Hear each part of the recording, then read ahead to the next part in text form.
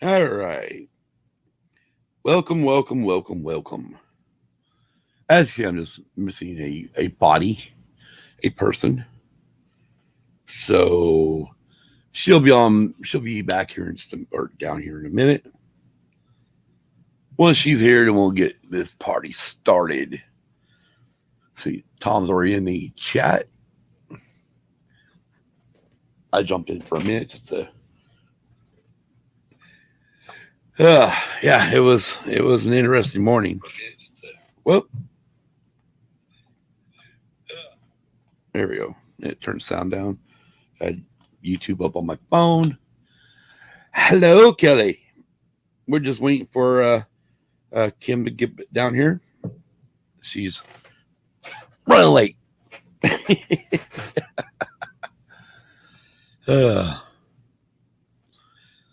So once she gets down here, we'll get this party started.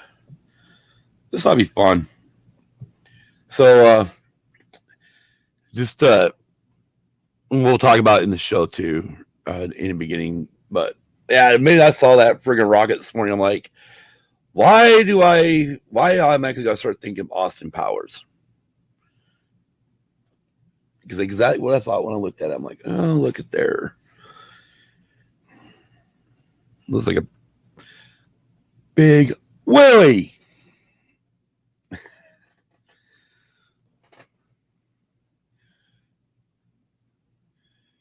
Oh, Lord. Yeah. I don't know what the hell Bezos was thinking, but it was interesting, though. I mean, it was neat seeing that one, the 82-year-old woman go up and get into what they consider outer space. But then again, I guess we really haven't. You know, you go over to, right? There's Kimmy. There's Kimmy. You gotta get her glasses on. Can't see. Can't see? Can't see without them. Well, I could take them off, but don't mean I'm gonna see anything. But we were just chatting about the penis rocket. Yeah, exactly. That's what I thought when I first saw it. First thing that hit my head was, yep, it's just good thing it wasn't silver. Yeah. It wasn't very slender either. No, it wasn't. So you ready to do this now? Ready? You sure? Yeah, as long as no more penis rockets come up. Oh, I'm sure we're gonna have a lot of penis talk come up during this episode. Sure, man. Especially when we do talk about the launch today. Yeah. You know. But let's go ahead and get into the show. And paint it red. Oh God. Good God. You gonna die on me already? No, I just gotta breathe. Does help. It does fucking help to breathe. Anyways, let's get on the other side of this. So let's get this little countdown going real quick and we'll see y'all on the other side.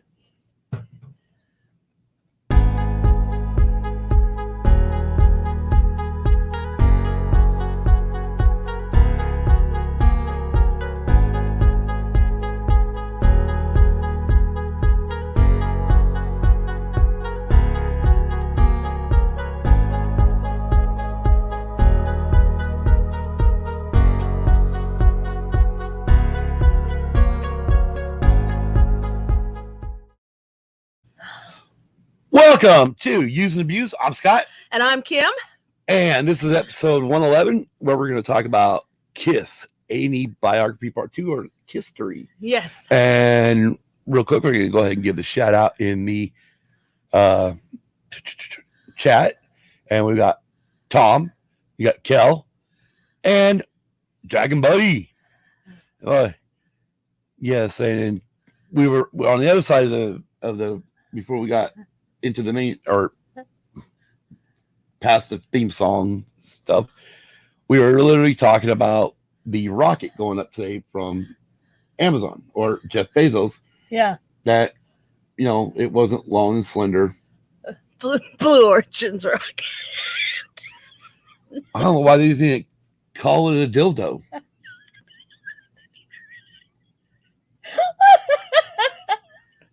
Anyways, Tom's sitting here saying the camera didn't show up, but they were two other small spherical craft along with. When I think of that, right, and I know I put up the GIF of the one from Austin Powers they showed on the fucking radar, right? But for me, the one I always remember the most is literally fucking that part in Austin Powers where the umpire goes, "Two balls!" What is that? And I can't remember if that's the one that goes to fucking Willie Nelson or not. Hey, Willie! Or that was like a big Willie. Oh, fuck. I can't remember all of it, but those fucking movies. Oh, my God. Oh, yeah. Mike Myers, the goddamn. Kelly's thanking me for saying it. Yeah. I'll fucking say it. Yeah. Everyone should have. Everyone should have pretended we didn't know who he was when he got back. Oh, Lord. Boy. Wang. Actually, that would have been funnier hell if they're like their calm person would have been like Joe Wayne or but last name Wayne as he's talking to that fucking rocket. That'd have been funnier shit. Oh yeah. Richard Willie Bezos. Oh God, it was gonna be it. I might have opened up the penis jokes too early today. Got Kim going now. She may not get herself under control. I mean, I don't know why he really just didn't call it this. With your biggest stickers, here's a this.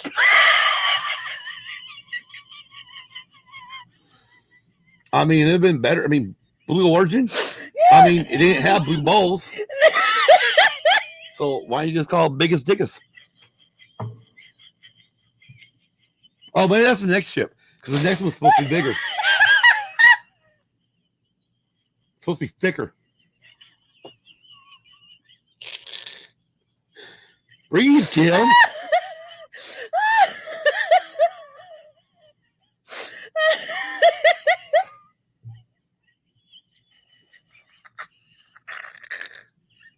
You okay?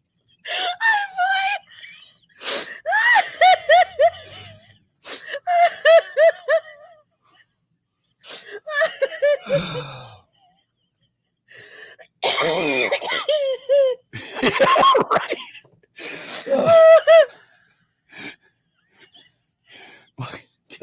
You broke Kim.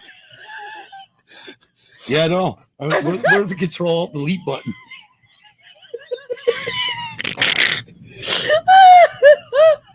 Oh fuck. Well, hopefully she swallows it up spit.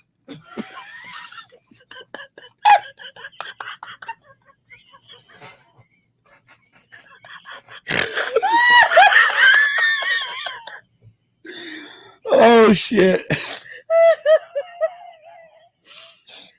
Goddamn. Oh, breathe.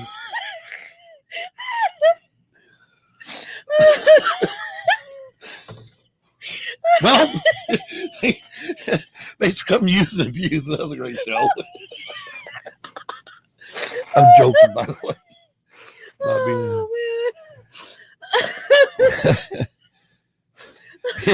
Do it for the shits and giggles and not the giggles and shits. I'm waiting for that one. You okay? I'm fine. You sure? Oh yeah. Positive? Positive. You sure you're fine? I'm fine. You can all do this show? Yes, I will.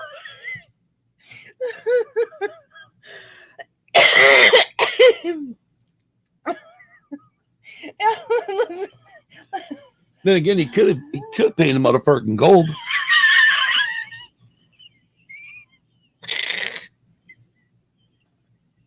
Yeah, he could have. Called a gold member. All right, anyways. Oh, shit. What? I hope they're shocked.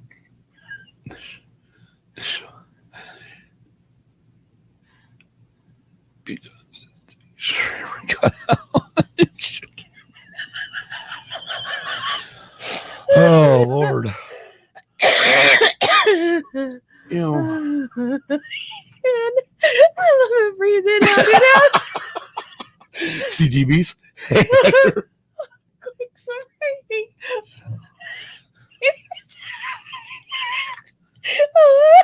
Oh, shit. Oh, God. Oh, God, Kim. I might want to get some housekeeping done. You sure we can do the housekeeping? Yeah, we'll do the housekeeping. You sure about that? Yeah. You sure we got we can do the housekeeping properly? Yes, we will. You sure? Yes. I guess as long as no salons are involved. Yeah, exactly. God, you made this easy for me to tee up now. I know. Oh, Lord. All right, let's get the housekeeping going. Where are we at? There it is.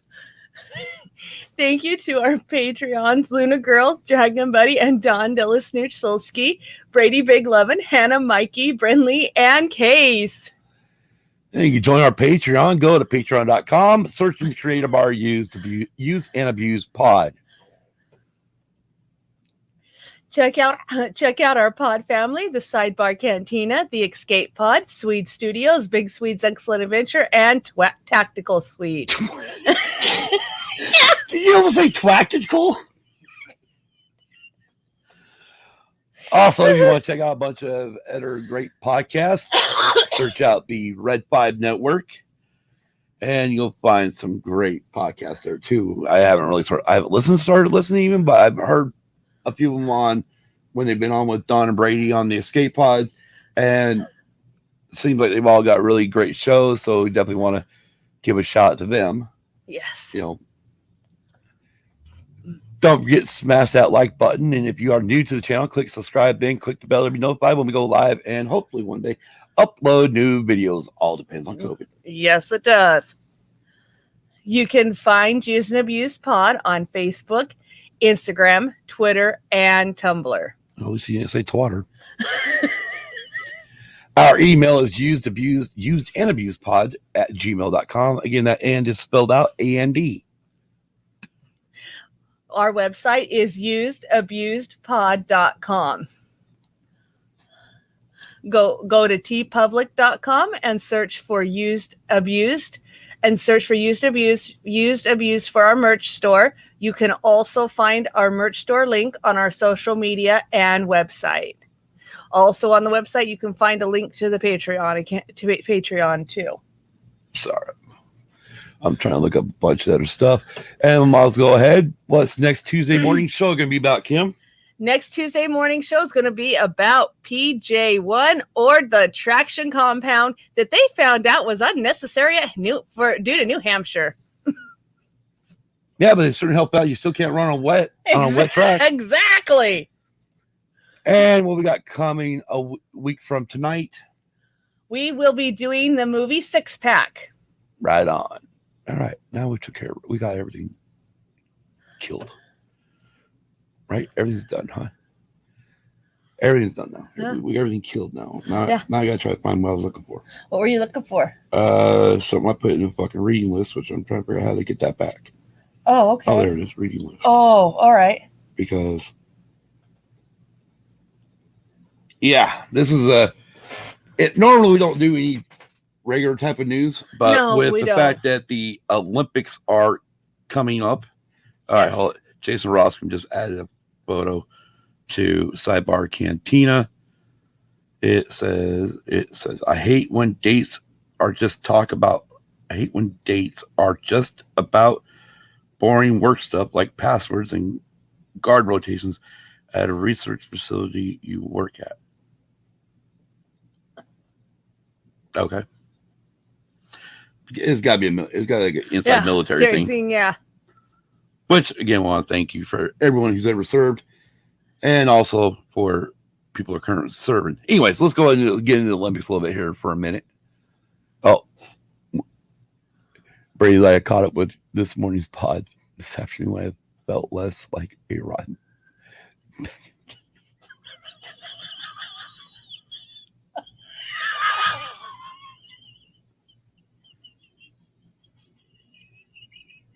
You okay? I'm fine. Is this really going to... Go ahead. We need to touch on the Olympics. Well, pretty much. Tokyo Olympics hit by a trifecta of discouraging news amid COVID fears. This is NBC News. They say bad luck comes in threes, and for the Tokyo Olympics, the unlucky trifecta came Monday.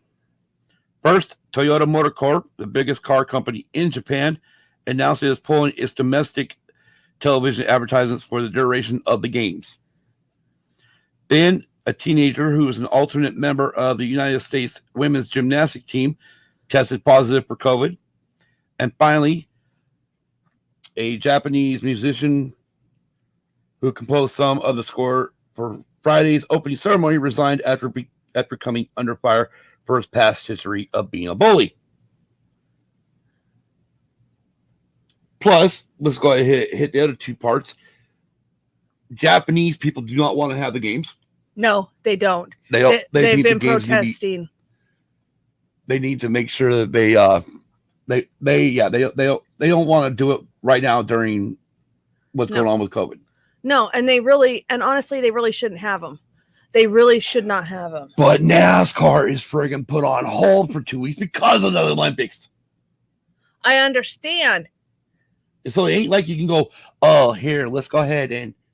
No, you still give NASCAR the 2-week break that you promised them because everybody's looking forward to the 2-week break. And real quick, I also meant the other thing. Sorry, I don't mean to interrupt. No, go ahead. Coco, that teenage or that young tennis star, lit up Wimbledon last year or year before. Yeah, I think it was last year actually. I think it was. She lit up Wimbledon by beating, I think, one of the Williams sisters. She did. I don't remember if it was Serena or Vanessa. Venus or some, Venus, whatever. Vanessa Williams is someone else. Sorry. Venus Williams and Serena Williams. Sorry. Good fucking God. I don't know my tennis players. Obviously. I just know they're both famous. Okay. Anyways. But yeah, Coco, she tested positive too. So which puts her out of the Olympics. Well, I mean, right now she's in quarantine over there, so we'll have to wait and see what happens. Yeah, but usually quarantine lasts about 14 days, and there's only 16 days of glory. Right, but it also depends on... That's who it was. I couldn't remember. You're fine. I looked it up after the show, after this morning's show. Oh, excuse me. Before the schlong went in space.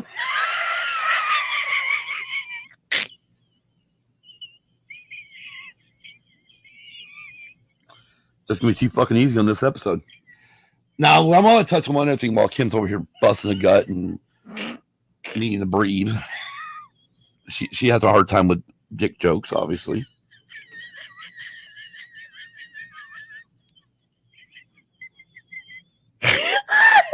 Okay. Well, you gonna calm down? Because what did we find out after we woke up from our... See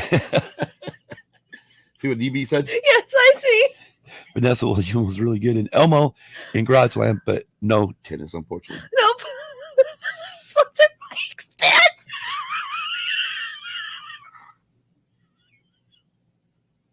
Okay, you know what? I'm gonna sidebar right now into this. I really want to ask the chat the first time you heard about Pfizer and their little blue pill Viagra. And they said, if you have an erection for more than 4 hours, seek medical attention. How many of you, especially men, said, fuck that, I'll find enough women to take care of an erection for lasting more than 4 hours? Are you okay? Are we going to build? I mean, Jesus Christ, now we're doing Kiss. We're going to be talking about Kiss here in a bit. Gene Simmons got that long-ass tongue that, that most girls would want in places. Yeah, I know. The man at one point in the 80s admitted he slept with over 20,000 women. Oh, yeah, I know. Which by now is probably closer to 80,000 or 100,000. All right. I'm just curious.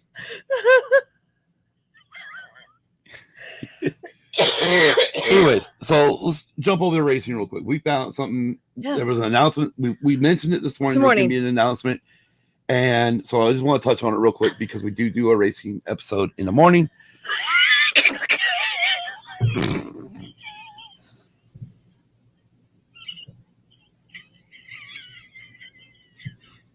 You gonna be okay? Yeah, I'll be fine. You sure about this? Because I'm sure we can all come up with some fucking even dad jokes. I'm sure. But yes. Anyway, back to the racing announcement. You know, I really wish this was a 3-person podcast right at the moment. Okay. And it was somebody who knew me and knew where I was going to go and knew this fucking joke from a long time ago. But if there was someone like on your other side, right, I would just go, hey, right nut. And that person would say, hey, left nut. Or what up, left nut? Let's beat the meat in the middle. Yeah. Fucking dad joke from hell. Oh, God, that was years ago. High school. 88 to 91, something like that. Yeah, it was 91. Well, the reason why I say 88 is because that's when we started in the fall, and then I graduated in 91. Yep. All right. Yeah, let's go ahead. We did, like you said, we did mention that there was going to be an announcement. By Rouse Family Racing. They had the announcement. Yes, they did. They held it down in Charlotte at the NASCAR Hall of Fame. Yes, and it was more of confirming what everybody already knew. Right. I mean, we've mentioned it for weeks on weeks, or last few weeks, or probably over for last month. That rumor has it that Brad Keselowski was going to become part owner or some type of owner in Roush Fenway Racing, which is now confirmed. Yes, and however, they are not going to add a third car. No. And Ryan Newman, as far as we know, is pretty much done with Roush after this season. Yes, because Keselowski will take over the 6th car. Yes. In the 2022 season. Yes, and one of the questions that I thought was so interesting, and the only reason why I'm bringing this up is I like the way he answered it. After it was all confirmed, one of the questions were, did you ever talk to? Yeah, I know. Did you ever talk to Roger Penske, who who he currently drives for now, about seeing if you could bring the number 2 over to Roush Fenway? His answer was so professional and elegant, and this is what he said, and I'm just summarizing it. You're paraphrasing it. Yeah, I'm paraphrasing it. He says, no, I would not do that because the number 2 is Roger Penske's number, and I want to come over to a team and drive the number 6, which has been the Roush Fenway number since Roush Fenway was a team. Right. They want to keep, right, because, I mean, the number 6 is synonymous with Roush Fenway Racing. Yes. Just like the number 3. Mark Martin made that famous, yeah. Obviously by driving it back in the day, as you're talking about, with the 3 car being synonymous with Richard Childress Racing, but also with the likes of Dale Earnhardt, which is why right after the death of Dale Earnhardt, Richard he kept paying for the number. But he didn't bring it back into the sport until he felt the time was right. Yeah. And at the time he felt it was right, Austin was actually coming up into the series. So it was now Austin Dillon's number, which is his grandson. Exactly. But it was just so elegant the way he put this, and he said, it's a very good press conference. Yeah. It's on NASCAR's YouTube channel. It's 51 freaking minutes long. Yeah. There's as far as some of the reporters go, I swear to God, they don't fucking listen to when you guys talk. They don't. They don't listen to when the other people ask questions. No. Because a lot of times they ask the same fucking question over and over and over again. Yeah. And you're just like, really? Yeah. Do you not fucking listen?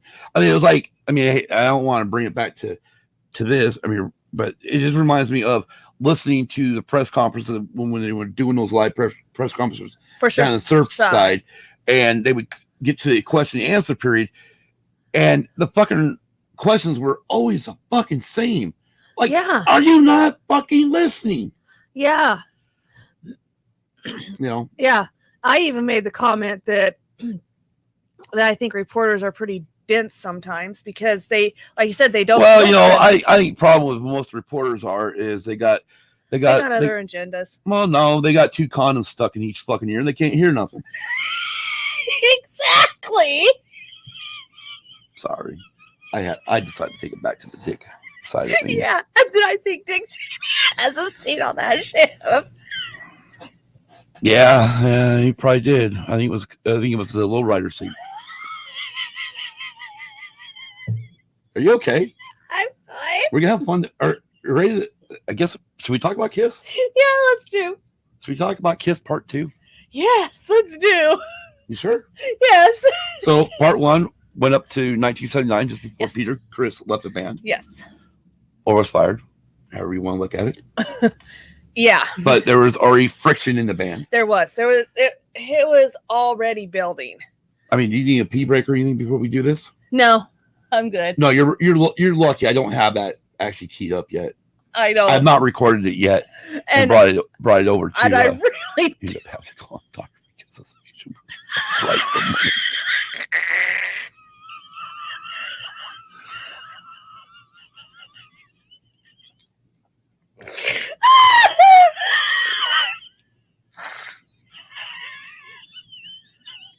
She's too easy. It's too fucking easy.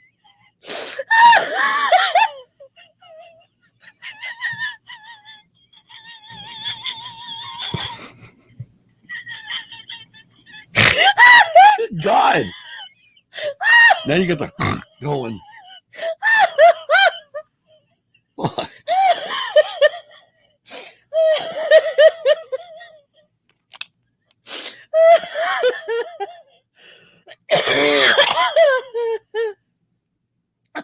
Back to Kiss.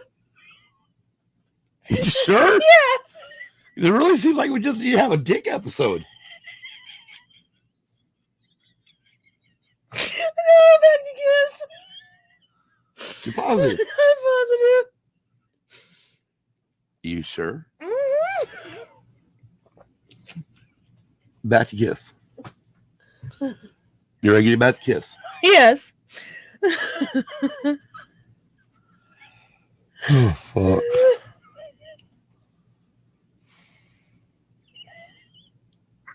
You fucking derailed me now. I don't know what the fuck I was talking about. Oh, you're talking about 79 and how Peter Criss left the band or he was fired.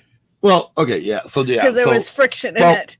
Episode 2, or Part 2, starts with, obviously, the quick disclaimer again saying, oh, well, Ace and Peter declined to be a part of this, so their views are, the views in this are not theirs. I mean, obviously, they have to get a disclaimer, especially since it was the second night. If it would have been the same night, they wouldn't have had to do it.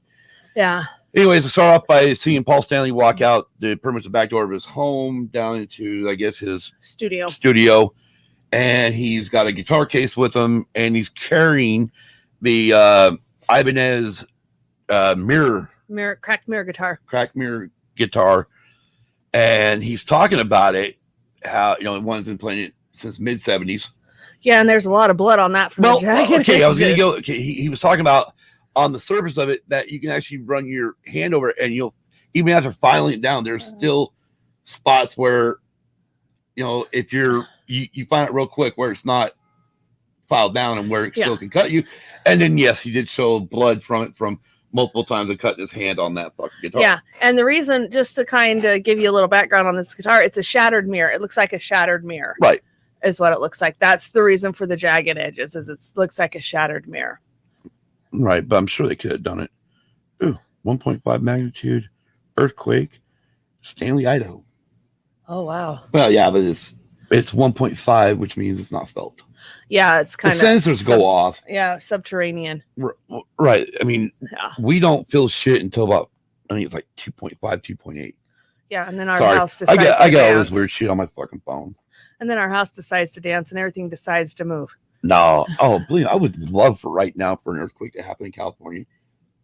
Just so it would shake right now. So we can get your live look on the show. Yeah. Anyways, so yeah, so you talk about this guitar. What? It was just 1.5, Tom. 1.5. Yeah, there's constant earthquakes through there all the time, but like I said, 1.5 is the sensors pick it up, this seismic graphs pick it up, but nothing else. I mean, we don't feel it on Earth. They're too small. Yeah. I mean, we got constantly 1.5s. I mean, hell, Salt Lake's always got 1.5 popping off. Yeah, they do. I keep kind of wishing they would get a 5.0. Just to see how well those buildings really are. I can tell you they're not.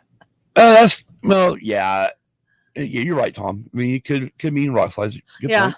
good. Well, I mean, but then again, that's why you also have your DOT. I don't know if they have it. I don't know if Idaho has an app or not, but you can find out that type of information from your DOTs. Yeah. Whether or not highways have been closed or whatnot. Yeah. But yeah, I get.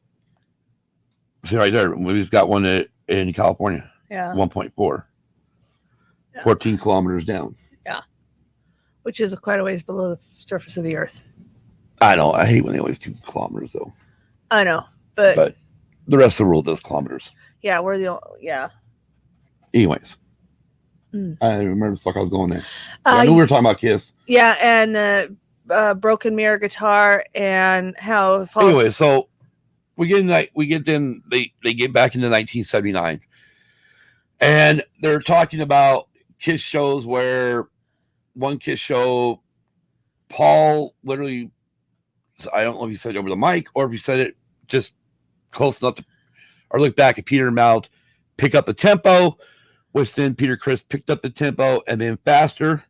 From that point, which was too fast for the song, and then he slowed it way back down again. Yeah. So pretty much for Kiss, and this is for Gene, Paul, and Ace, even the interview that they used for Ace, he even said that, obviously Peter had to go at this point.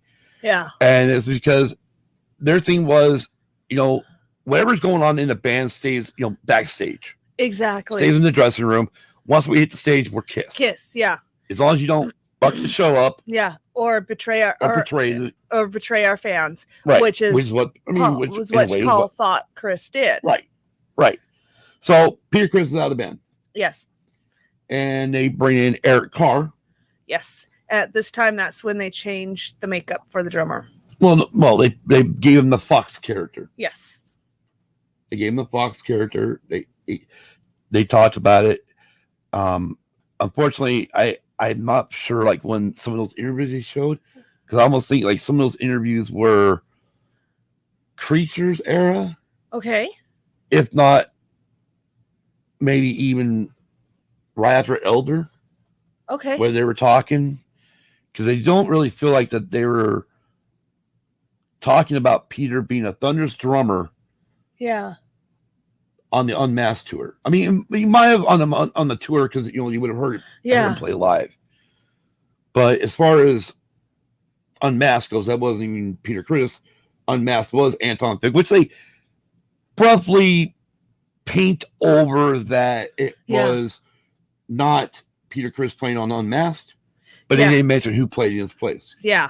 Which, again, I think is a slap in the face to a lot of. I mean, again, I know this is not.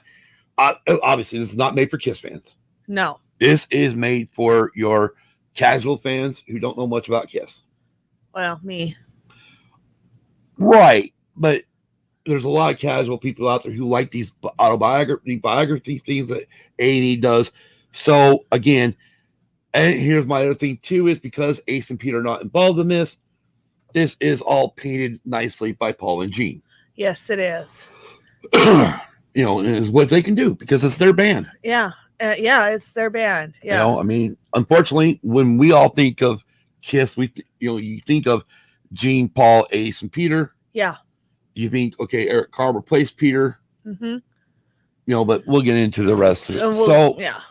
Then they decide to, at this point, they're starting to paint the show that this is the reason for the failure of Kiss in the 80s. In 79, pretty much the lack of album sales from Unmasked into The Elder, which we go into is where we're going next. Yeah.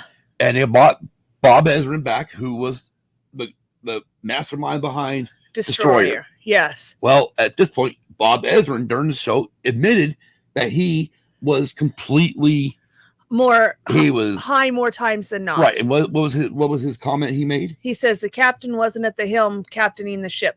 Right. So he was more busy about getting drugged up than caring about what even Kiss was doing. Yes. So at this point, and also at this point, Ace is hating the fucking music.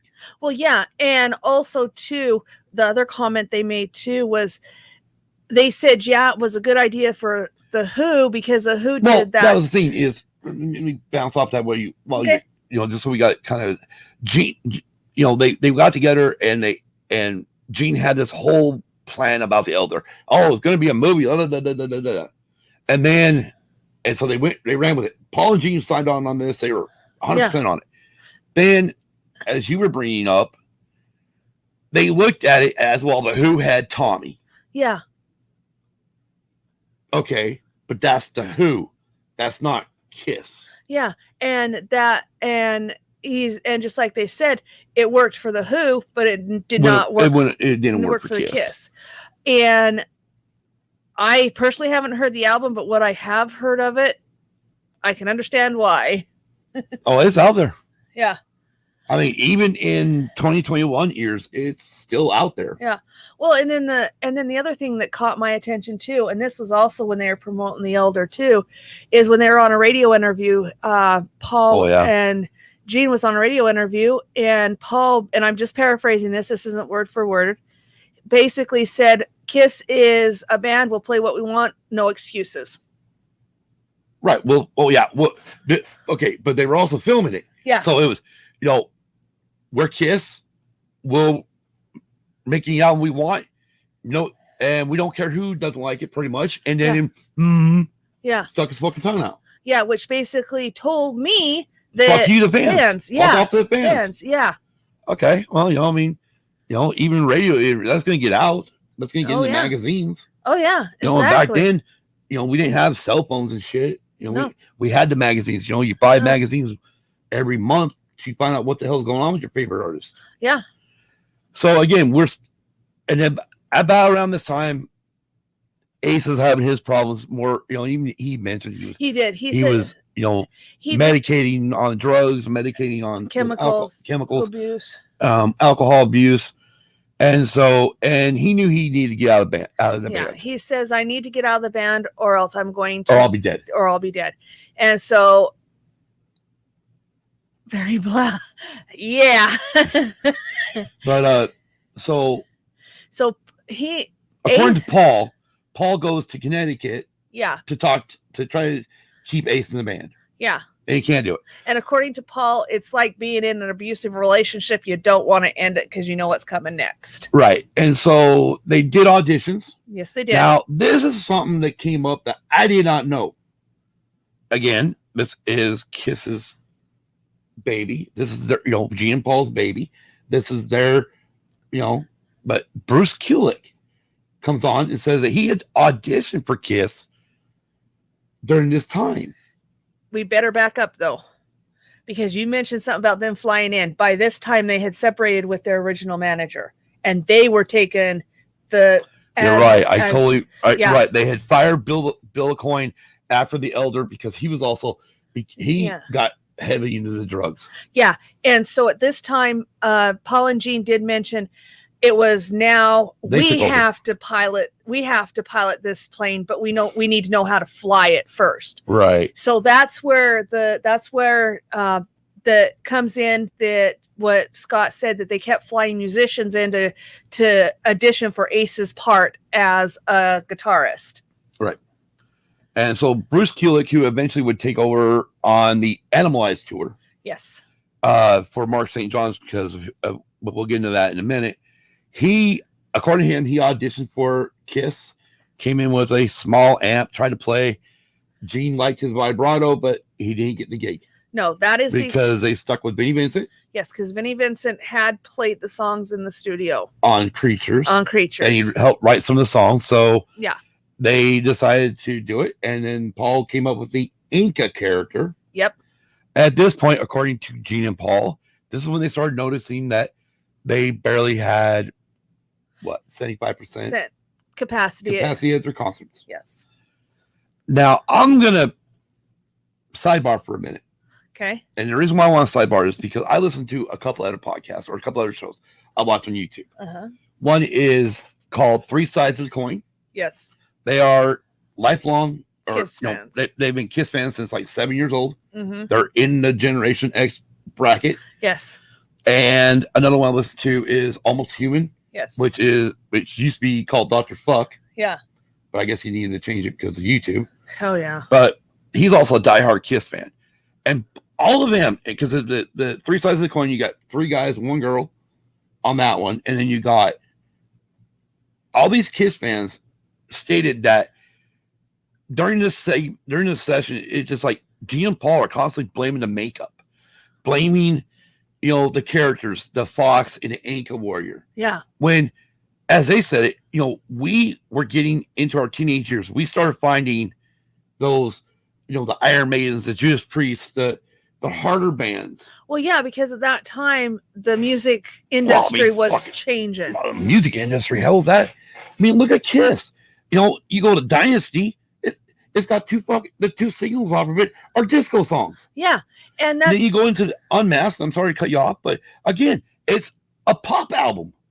Yeah, well, and then you got the fucking Elder. Yeah, well, what it was they were trying to make instead of sticking to what Kiss was originally founded on, what Gene and Paul originally wanted this band to do, they were trying to be followers and not leaders. Well, yeah, that's after they took the makeup off and we got into the 80s with all the hair bands and but shit. If you look at, like you said, if you look at Dynasty, yeah, you're right. You're right. Look at Unmasked. Right. You really go from Dynasty on. Yeah, they started being followers. Yeah.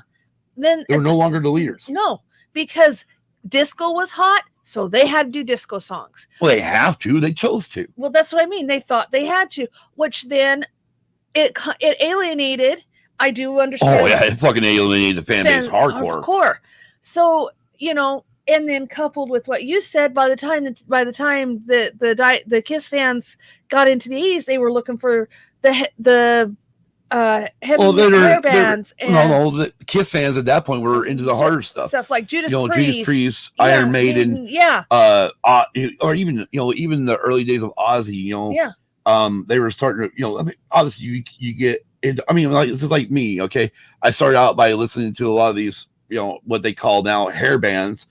And by 84, I was already listening to fucking Metallica. Yeah. Before Metallica was cool. Yeah, and then just another little. I was listening to Suicidal Tendencies.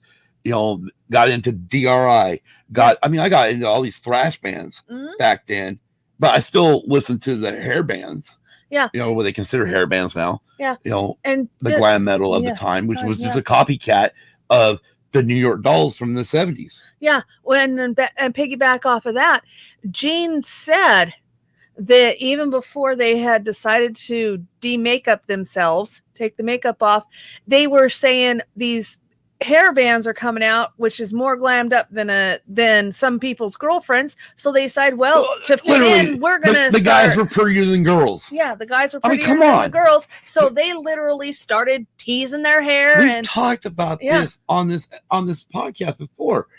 My mom, when I asked her to go pick me up Poison's first album, Look What the Cat Dragged In, she come back home and said, "Those are ugly girls." Yeah, so Kiss started teasing their hair. I said, "Oh well, they're guys," and she probably fucking lost it.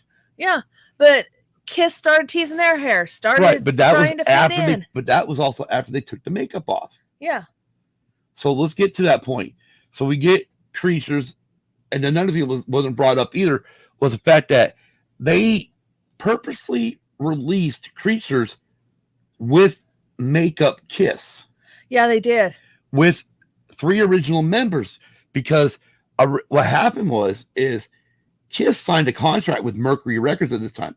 By now, Casablanca is folded over. Yes. Mercury Polygram bought them out, and Mercury said, "Okay, we need to sign a new deal with Kiss."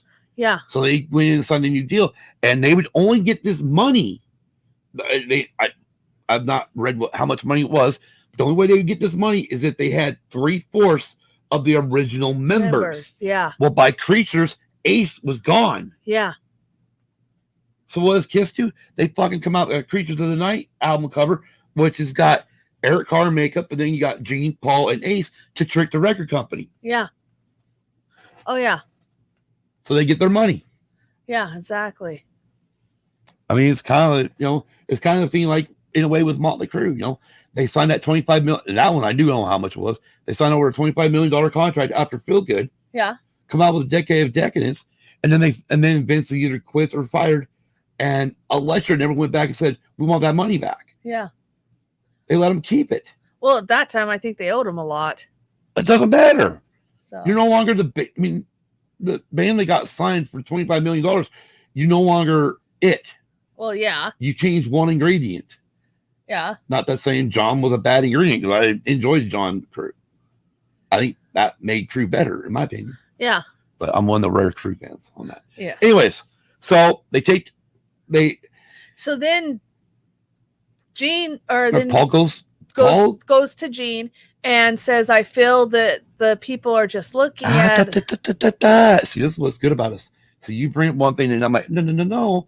Before this, Paul is going to get surgery to build an ear. Because my crochet, that's in. Yeah, his micro. He was born without a right ear, and so they finally got good with plastic surgery where they could create an ear. So he flew to upstate New York. Right, he get a new ear done, and Gene jumped, as he put it, jumped on a puddle hopper.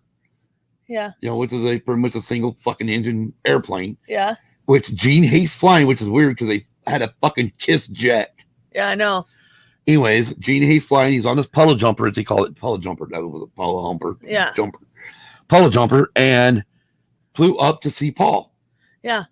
Which then at that point, as Paul put it, he was probably on drugs, but he really meant it, though, was that now he knows who his real friends are. Yeah, because it was his family. Because Gene was the only one that showed up out of the original members of Kiss. But, I mean, at the same time, can you really blame Peter and Ace not showing up? Not really. Okay. I'm just saying. All right. Now. Okay. I thought that the makeup came off before the surgery. Nope. Because this is when Paul went to Gene. Because this is what made Paul start thinking maybe we could take the makeup off. And that's when he went to Gene and says, what do you think about taking the makeup off? And Gene, as Gene put it, his makeup was like his armor for a night. Right. The makeup was, I mean, as he said, when I put the demon makeup on, it makes me puff out my chest. My voice gets huskier. He becomes the character. Yeah, because it's the adrenaline rush. Right. Well, he's playing a character. Yeah. He's not, what you see here. He's a character. Like sidebar into the 80s wrestling. The one difference between 80s wrestling and today's wrestling, or even late 90s wrestling and early 2000s, was in the 80s there was a thing called kayfabe. Yeah, there was. Where Hulk Hogan was Hulk Hogan 24/7. Yeah. And definitely out in public. Yeah. Well, Kiss did the same goddamn thing. Yeah. They were out in public in makeup. Yeah. So again, it's one of those things where they were keeping the mystique, and now Paul's wanting to change that. Yeah. So they went and did a photo shoot. When they and there we go. Tom brings up a good thing. I got to say it's a similar situation when I put on my Bronco Fett helmet. You act differently when your face is hidden. Well, yeah, you do. Exactly. You do. Exactly. I mean, it's the same thing as dressing up for Halloween. Yeah. I mean, we've all been through it. Oh yeah. If you be a vampire for Halloween, you take the fucking role. You do. You really do. You walk. You're constantly. Maybe we use the wrong. I mean, obviously, we're not walking around being twinkly fucking vampires. Yes. but we're still going around, I want to suck your blood, Yeah, I do. you know, or turn it into the count from fucking Sesame Street, anyways. But no, I completely agree, Tom. Exactly. You put, it's like, when Rey Mysterio puts a mask on, he becomes a different person. Yeah, he does. And that's the truth. When like Tom said, when he puts the Bronco Fett helmet on, he's a complete different person. He is. Because now you can, it's just like people who are mascots, you get, you think of some of those great, like, those great mascots you think from football teams or, baseball teams too. I'm thinking which one am I? The Philly Fanatic, I think. Mm-hmm. He's one of them. There's a couple other ones. Jazz Bear. Right. But they do stuff that that person probably would not do normally outside of that fucking. Well, I can tell you that they interviewed the person that is the Jazz Bear, and he came across and said, yes, there's a lot of things he does as a Jazz Bear that he wouldn't do if he wasn't the Jazz Bear. Right. And he's broken a lot of bones doing it. Well, yeah, but but when you put that costume on, you become different. Yeah, you do. Just like I don't know if you ever I remember when me and your sister lived in Reno, and we were going by a Geico place. One day they had a guy out there with a sign, just dressed as normal. Uh-huh. The next day they had somebody out there who was dressed as a fucking gecko, fucking sign spinning, throwing it up, and he's just going crazy. Yeah. Like, why is that? Because he's behind a mask in a costume, right. And nobody knows who the fuck he is. Anyways, so they take some shots. Yes. Pictures. Yes. And see how it looks. And Gene realizes, I think we can fucking do this. And also, just to kind of come back here to a bit, Paul said something interesting. Okay. He says, if we can't be kissed without the makeup, we might as well just call it quits. He did say that. They can't be kissed without the makeup. They might as well call it quits. Yep. Probably should have called it quits. But anyways, my opinion. No, I'm joking. No, because if they would have called it quits, then I wouldn't have gotten the kiss. That's true. At least not at that moment. I might have eventually, mm-hmm. but I wouldn't have gotten into kiss at that point. Yeah. So then at the point I got into. So then I think it was a Lick It Up tour, I think. Well, no. You get ready for the Lick It Up album come out. Yeah. And they decided to go on MTV, which used to stand for kids, younger kids. It stands for music television. Which has because it showed fucking music videos. Yes, it did, and now it doesn't show any music videos. Now it's like, yeah, exactly. It's kind of like CMT. They might as well call it Moran TV now. Yeah, just like CMT, which stood for Country Music TV. They used to always play videos. They don't play nothing now. Well, same thing with GAC. Yeah, Great American Country. Everything. VH1. Yeah, VH1. Yeah. They all used to play videos. They don't play videos now. Nobody plays videos now. So, but anyway, back to the photo shoot for the album. No, we're past that. No, we're going on MTV to unmask ourselves. Yes, we are. So they show Benny Vincent in the Inca warrior makeup. Yep. Then they show Benny Vincent without it. Yes. Then they show Eric Carr. In the Fox makeup. And then show him without. Yeah. Same thing with Paul Stanley. And then Gene Simmons. Yep. And the look Gene Simmons came. Oh, the funny part was I don't remember what the interviewer said to Gene, but he said something, and Gene or something about being scared by taking the makeup off, and Gene's like, "No, we're comfortable in our own skin." Yeah, exactly. Which in a way, taking the makeup off, in a way, I thought brought out the comic side of Gene Simmons. Oh yeah. So instead, it had to be this, the demon. The guy who scared suburban moms back in the 70s, he can now become more comedic. Yeah. And it wasn't like even his look without makeup on he still got that evil look. Yes, he does. He still can make it. Yeah, I know. Anyways, so then we go, they brush on Benny Vincent, pretty much where Benny. Well, is this touching on the Look It Up tour? Look It Up tour, yeah. So this time they had done the Lick It Up record. They're on tour. They're on tour. Well, they did snips of the Lick It Up video. Right. Right. But yeah, they're on tour, and Gene says that he didn't really feel comfortable till about middle part of the show, and then he thought, yes, I can do this. Then he started acting like Gene Simmons. The first show. Yeah. The first show without makeup. Yes. So anyways, fast forward partially into the tour. That's pretty much what they do. Yes. At one point, Vinnie Vincent's doing a guitar solo and going a little over time. Yes. Which did not sit well with Gene and Paul. No. So Paul comes out on the microphone and says, "Ladies and gentlemen, Vinnie Vincent, lead guitar." Well, after the show, Vinnie Vincent walks backstage thinking he's got a little more power with Gene and Paul. Walks backstage, walks up to Paul Stanley and says, "Don't you ever do that to me again." And Gene says that he thought Paul was going to deck him right then and there. No, he thought Paul was going to rip his fucking head off. Yeah. Literally, I put the F word in there. That was my putting that in there. But Gene thought Paul was going to rip his head off. Oh, yeah. And lo and behold, guess who's out of the band? Yep, Vinnie Vincent. So then they bring in Mark St. John. Yes. Who's there for pretty much a cup of tea. Yes. Or a cup of coffee. Yes, because he ends up getting a rare arthritis condition, which pretty much for a guitar player, okay, this is my pick hand, this is my fret hand. His fingers swelled up, as they call it, swelled up like sausages. Yeah. So he couldn't play no more. Yeah. So at that point, Bruce Kulick comes in. Again, we barely touched on each of these guys pretty much. Definitely barely touched on John or Mark. Yeah. St. John. And well, indeed, we touched on the fact that he's already passed away. Yeah. Vinnie Vincent is, who the fuck knows, he surfaced a couple of years ago and now has gone back into hiding. Yeah. But so then they bring in Bruce Kulick to do the Animalized tour. Yes. Which becomes a good fit. Yes. Then they show the Asylum record. Yes. They show Tears Are Falling. Yes. Part of that video. Then they start talking about Crazy Crazy Nights. Yes. Which is Paul Stanley produced it. And the reason why this is brought up is because they say around Asylum when Gene started getting into acting, which is bullshit.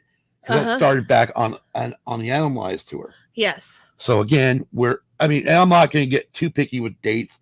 If that was the case, then I should give The Dirt a fucking 2 thumbs down. Yeah. Because when it comes to dates, The Dirt's all fucked up. Yeah, it is. On Netflix. Yeah, it is. And I think I mentioned that when we did that episode. But so Paul's proud of the fact that he produced the Kiss album. And one thing I know they didn't really touch on a lot on this is what Paul said in his book. I mean, Paul was pissed off at Gene. Yeah, he was. Because Gene would be like, Paul would be like, "Hey, we gotta write songs for this next album." And Gene would be like, "Well, I'm over here in Saudi Arabia shooting a movie. Why don't you come over?" Yeah. And Paul's like, and this is what he said in his book, this ain't how we did this. Yeah. We would write together. Yeah. Not me fly into wherever you're filming a fucking movie, Yeah. So Paul was becoming pissed off with Gene. Yeah, and it got out of hand because Gene at this time was not only acting, but he was also producing records. Right. I don't remember. I think he produced. He produced. The 2 albums I know for sure is Black and Blue's 3rd album. Yeah. Which is actually the band Tommy Thayer was in at the time. Uh-huh. And he also produced The Final Frontier by the band Keel. Yeah. Keel. Yeah.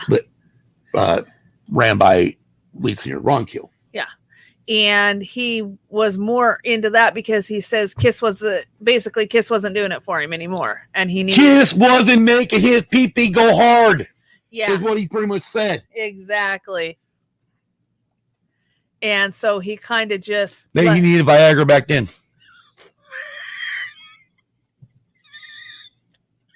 Really? And so it got to the point to where Paul actually had to... So for Gene Simmons, his Kiss era was this. Oh, yeah. In the 80s. Oh. Kiss just wasn't giving it to him no more. No. So Paul handled it as long as he could. He, like you said, they did say that he enjoyed producing the album, but he would have rather produced it with Gene. Well, yeah, but he didn't say that much in there. No. But so pretty much Paul finally had to set Gene down and say, "This isn't working." Before Hot in the Shade. Yeah, before Hot in the Shade. This isn't working. You need to step back because your focus on the band is not there. Right. I mean, it's pretty much at this point. I said this to Kim earlier. Pretty much when you look at from even I'll even say Lick It Up, from Lick It Up to Hot in the Shade. It was the Paul Stanley solo band, solo career with Kiss as backup. Now, mind you, Gene did write a few songs on the album. Yes, he did. On each of the albums, but it was more Paul Stanley. Yes. Than anybody else besides, Eric and Bruce. Yeah. So then Gene comes back, and I'm not sure. Then they do the Hot in the Shade tour. Yes, but in the midst of dealing with the Hot in the Shade tour. No, actually, because you remember that video they showed when you had that was 91. This actually happened after the Hot in the Shade tour. They finished a lot. I mean, they barely touched on Hot in the Shade. Yeah. They didn't talk about the album. They didn't even talk about the tour. They showed one little clip of Eric Carr discussing his drums, and then we jumped to pretty much 1990. Yeah. Which is the end of the Hot in the Shade tour when Eric Carr pretty much calls up Paul Stanley and says, "I've got cancer of the heart." Yeah. And they also did a clip of Shanty too. They also did a little bit of clip of the video clip of the Shanty. Shanty. Yeah. Shanty. Yeah. What Shanty? Their song. You mean Shandy? Shandy, yeah. That was back in Unmasked. So we're beyond Unmasked. well, they did a clip of that. Yeah, they did it back in the Unmasked part with Peter Criss. Well, we forgot that part. Now back to because the fucking song don't matter. Okay. Shandy. Okay, back to Eric Carr. Wow. We're getting on Eric Carr getting cancer, and you want to go back and talk about Shandy. Hey! It just went poof. You sure you're the right hair color? Yes, I am the right hair color. You sure? Yes. I really expect that from a blonde. Sorry. Now I'll probably get haunted. Your sister was a blonde. So. Right? Yeah. Your sister was a blonde. She was a platinum blonde. She wasn't platinum blonde. But she was close to it. In the summertime, she was real hella blonde because the sunlight would bleach the fuck out of her hair. Mm-hmm. But anyways. Back to Were you trying to be Gene Simmons? No. I'm sorry. I don't have a tongue that long. That was another rumor going around that was a cow's tongue. Yeah, Hey, I know. I'm just going by everything I ever heard about Kiss. I know. Anyway, so Eric Carr calls up Paul Stanley, tells him he got cancer. yes. Paul tells Eric, don't worry about it. You're always going to be in the band. You take care of your health first.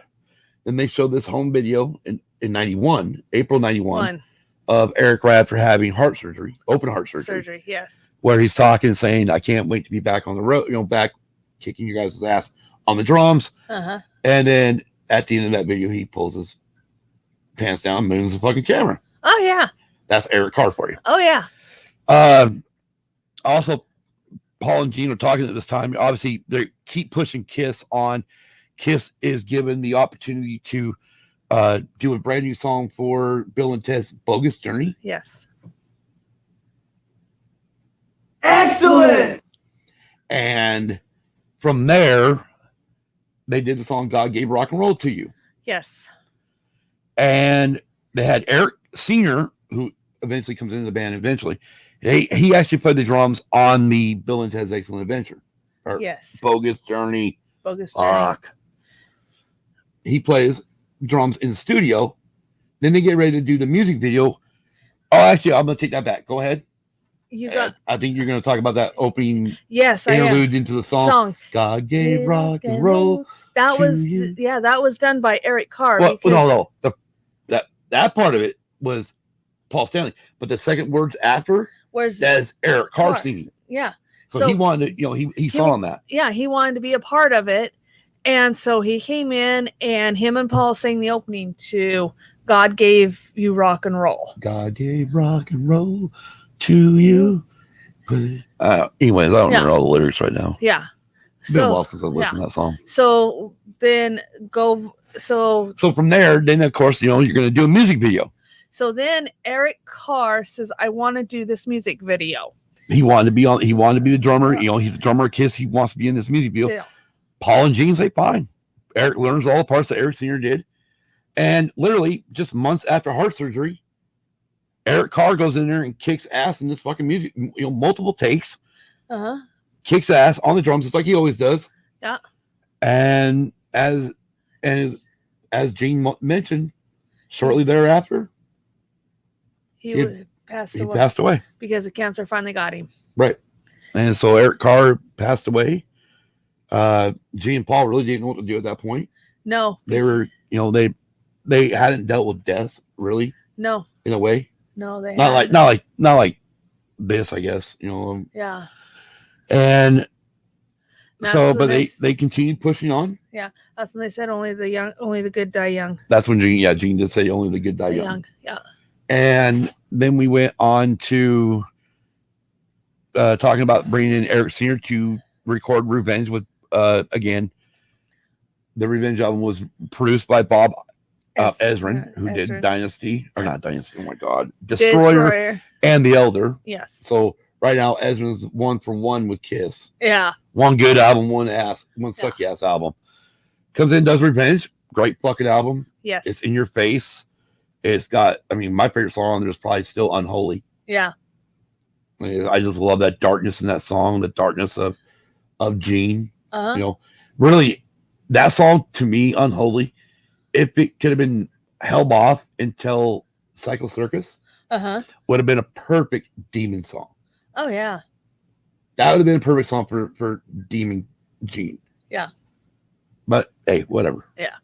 We still got, I mean, it's still in the music video, even though he's got the beard and stuff going on at this time of goatee, you still see the demon. Oh yeah, you do. You know, even though he got the makeup on. Yeah, you do. So they go on tour through Revenge.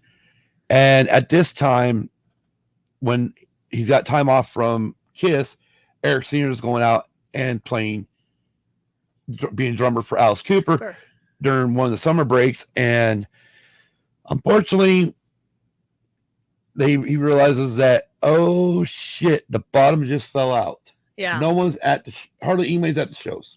Yeah.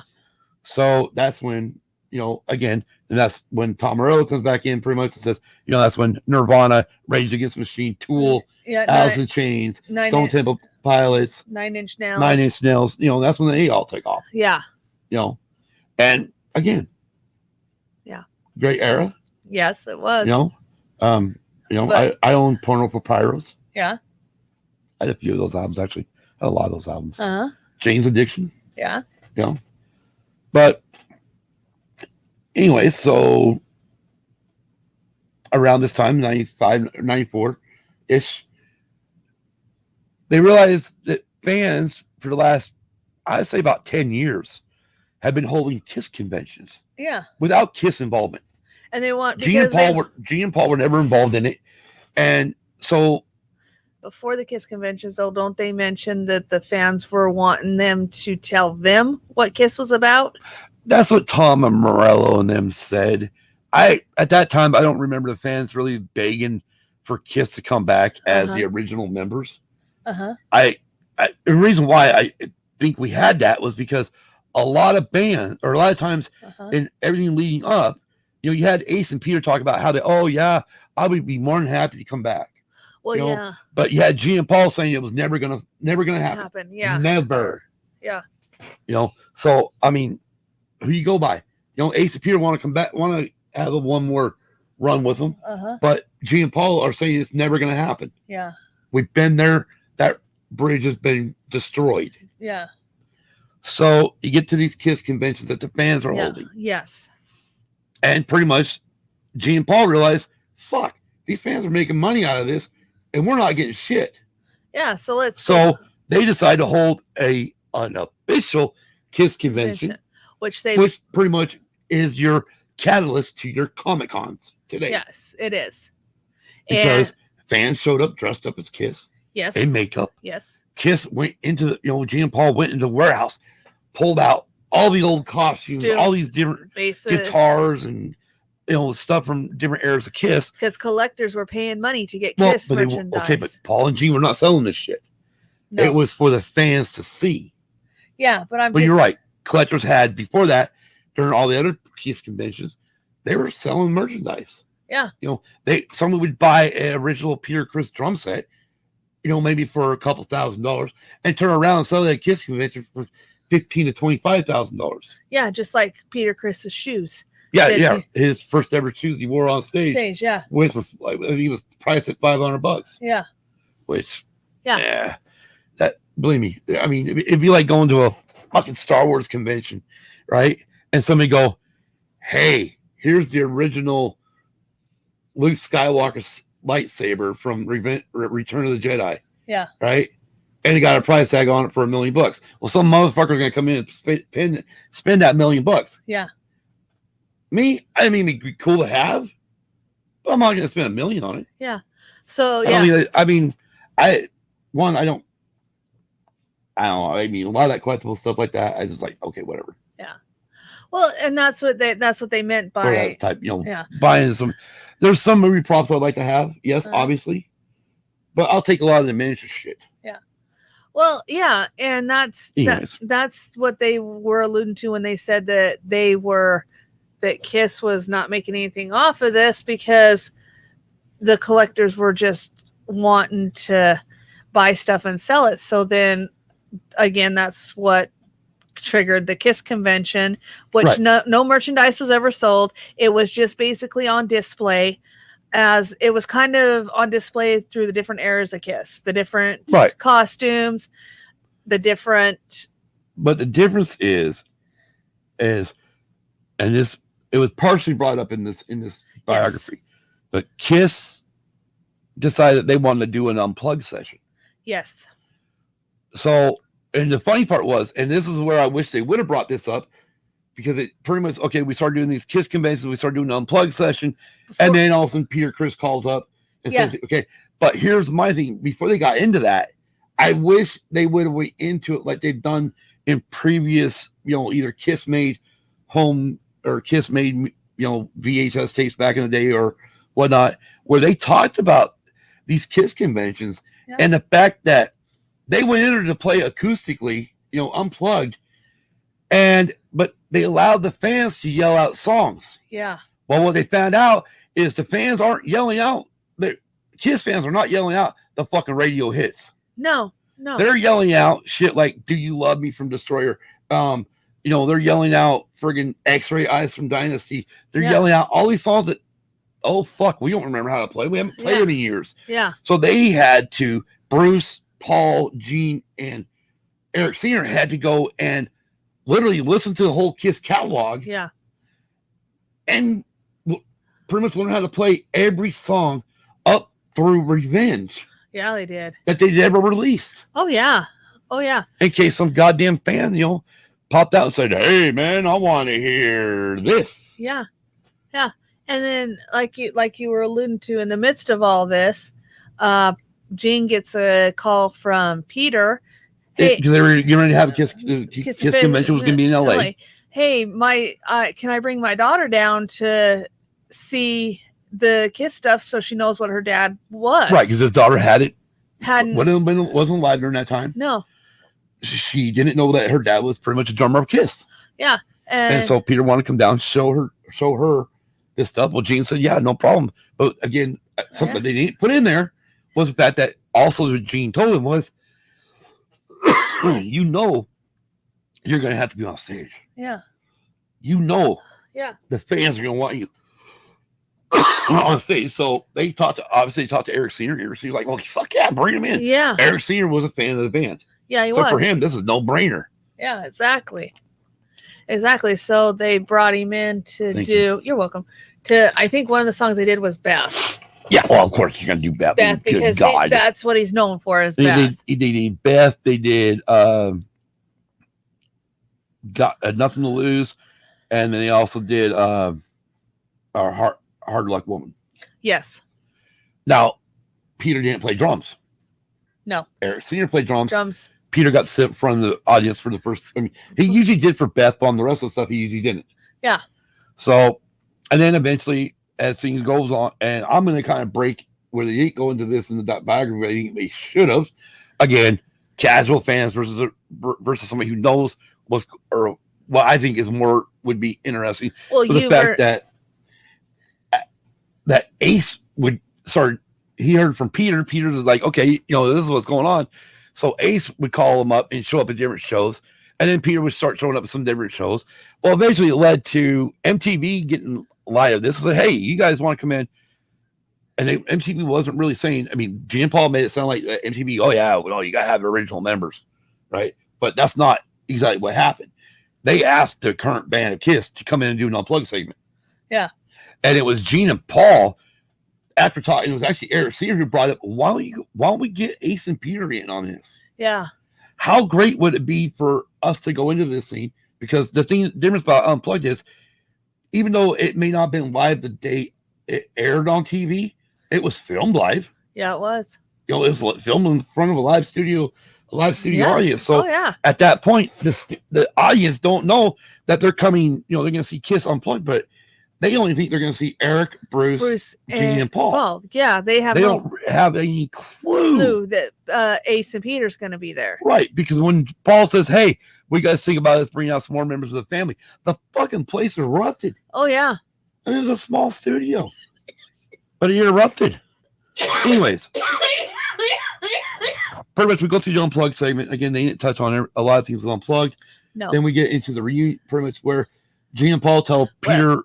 Before you go into... Not Peter, I meant fucking... Before we move on, Paul had mentioned, I can't remember which member of the band did, but Paul had mentioned that somebody had asked him, I think, how unplugged are we? And he said, okay, well, that wasn't in this show. I told you this afterwards. This is on the VHS tape of Kiss MTV Unplugged. It was not mentioned in this show. Okay, I know that when Ace came into play, don't hit the table because it vibrates through the microphones. But when Ace came into play, Ace asked, how unplugged are we? And this wasn't when they came into MTV, this is when they went into rehearsals for it. Mm-hmm. And Paul's like, fully unplugged. Oh. Yeah, but I think the acoustic thing that came up in this one was the acoustic when they were doing the Kiss conventions. Right. Bruce and Paul was pointing out how a guitar solo on an electric guitar is completely different on doing it on a acoustic because the strings are tighter. And getting the vibratos and shit, getting that type of stuff, on it, it's harder to do on an acoustic because the strings are tighter. Yeah. So, So, again, you're mixing, you just got, your brain's going like this. I mean, I guess we really fucked your brain up by talking about songs at first scene of the show. Anyways, moving on.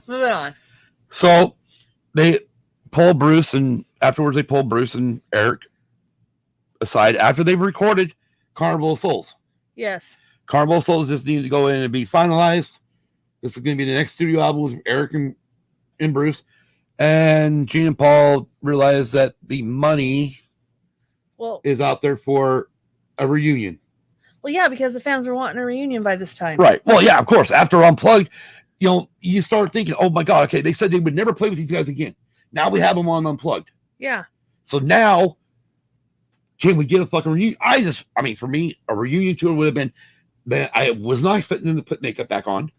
Yeah, I know. I was expecting them to go out there fucking like as they are now. Yeah. Right at that time, and play. Yeah. I didn't care if they put the makeup on. Yeah. I didn't have to see Ace in the space character or Peter in the cat character. I didn't have to see the characters again. And this was, I think, happened around 1996. This is around 96. Because at this time, they, like you said, they had told Bruce, right? Bruce and Eric.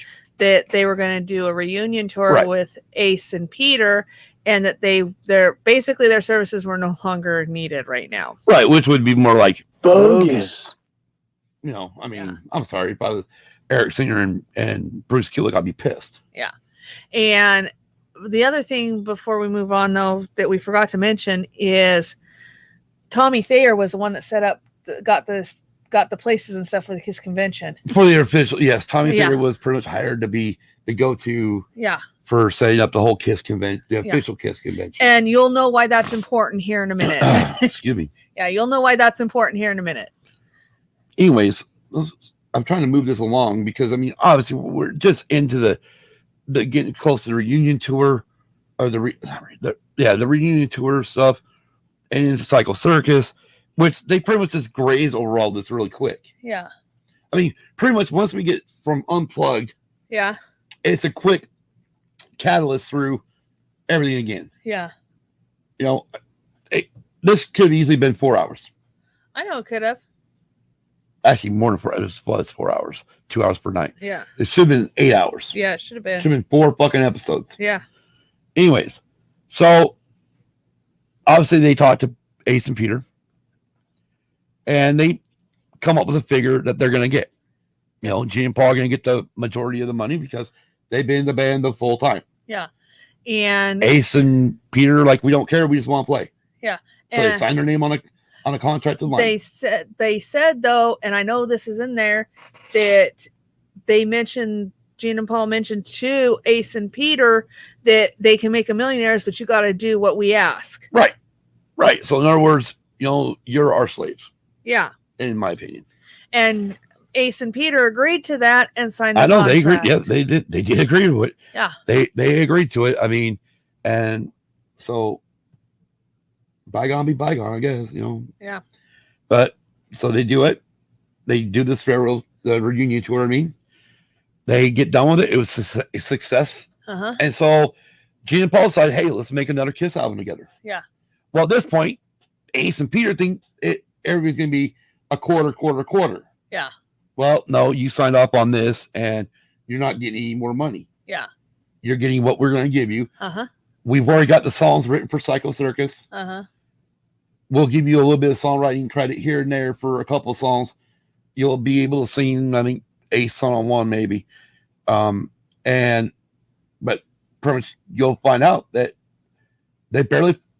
Peter played, I think, on one song on Psycho Circus, and Ace played on 1 or 2 songs, but pretty much all the guitar parts were done by Tommy Thayer and Bruce Kulick on Psycho Circus. Yeah. So how much of that is really a reunited Kiss? Yeah, It's not. exactly. No. And so they do the album together.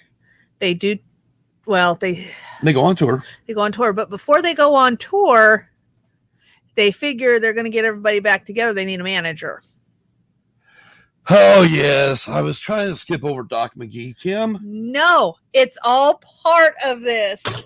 So they said that the reason why they got the managers is because G and Paul couldn't do it all together. Exactly. So but then they had to fucking get Doc McGee. So yes, they got Doc McGee. I know you. Asshole. Yes, I know. Motherfucker. Yes, I know. Cocksucker. I know. Bitch. Needs to be shot. Oh, I didn't really mean that one. So needs his ass kicked. Anyway, so then they get Doc McGee to manage them. So Doc McGee is pushing this tour. They just wanted to start with selling out theaters. Doc McGee says, no, if we sell out theaters, why not sell out stadiums? So he pushed. So in the midst of them going back on tour, we also skipped over that they brought Tommy Thayer in to. That was on the cycle. That was actually on the farewell tour. What you're thinking? They didn't bring him in on the reunion tour. They brought him in on the farewell tour. So we're not there yet. Okay. So you're getting things misconstrued again. But I know that they said they needed a manager. I know that's right. I know. I was just trying to skip over Doc McGee. I'm sorry. It's part of it. It's part of this. Continue on. So then So we're going on Cycle Circus tour. Yes, they're on the Cycle Circus tour with Doc McGee as their manager. Well, Doc McGee was their manager on the reunion tour. Yeah. Okay. He's the one who kept pushing more shows. Oh, no, we need to add another 20 shows. No. Oh, no, we need to add another 20 shows. Which, again, did the same thing on the Cycle Circus tour. Yeah. Which, again, started burning Ace out. Yeah, it did. Because there was no fucking time off. No, There wasn't. And it was burning Peter out. So pretty much what happens is they decided to do a farewell tour. Yeah, they did. This is where they brought Tommy Thayer in, pretty much as a tour manager. As a tour manager. In a way, as a tour manager. But he was pretty much to help get everything set up. Plus, he was there in case they needed him. Yes. So he was basically, like you said, he'd get all of the venues and stuff set up and figure out where they're going to play, let them know, and also help Ace and Peter kind of get their feel back. You're right. I did skip over that with the reunion tour.